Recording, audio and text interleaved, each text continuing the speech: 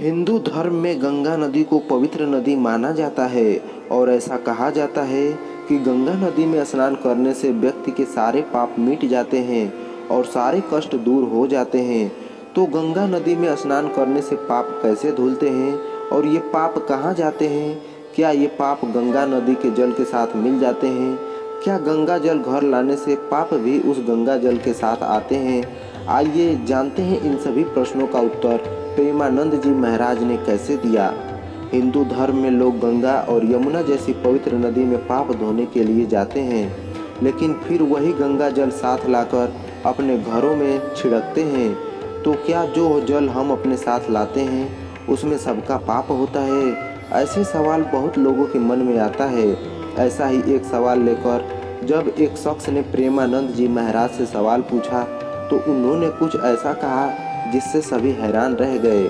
ऐसे में आइए जानते हैं कि वृंदावन वाले प्रेमानंद जी महाराज ने श्रद्धालु के इस प्रश्न का क्या उत्तर देते हैं।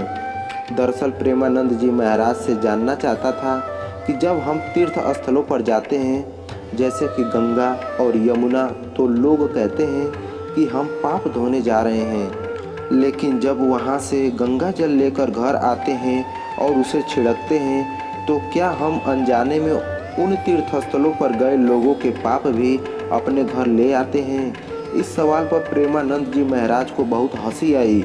उन्होंने कहा कि ऐसा नहीं होता है, गंगा जी को कभी कोई मलिन नहीं कर सकता है। उन्होंने कहा कि हम गंगा में अवगाहन करते हैं, गंगा जी को नमस्कार करते हैं, तो उनके प्रभाव से हमारे पाप नष्ट हो जाते हैं। पाप नष्ट होने का मतलब यह नहीं है कि यह पाप गंगा नदी के जल में मिल जाते हैं। इसका मतलब यह है कि उन पापों का प्रभाव नष्ट हो जाता है। महाराज जी ने बताया कि ऐसा नहीं होता कि गंगा में आपने कमंडल डाला और जल के साथ उसमें पाप भी भर गए। ऐसा भाव मन में कभी नहीं रखना चाहिए। प्रेमानंद जी महाराज के अनुसार गंगा जी हमारे पापों को नष्ट कर देती हैं। जैसे जब कोई रोग होता है और डॉक्टर के द्वारा उसे ठीक किया जाता है तो वह रोग डॉक्टर पर न जाकर खत्म हो जाता है, वैसे ही गंगा जी हमारे पापों को नष्ट कर देती हैं।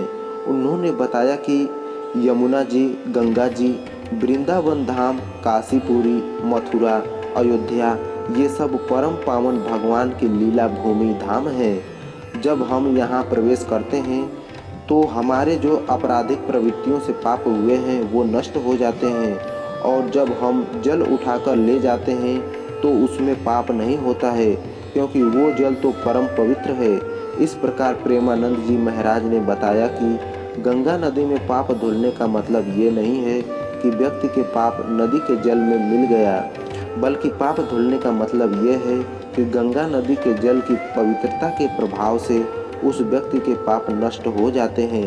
इसलिए आप जो गंगा जल अपने घर ले आते हैं वो पवित्र होता है।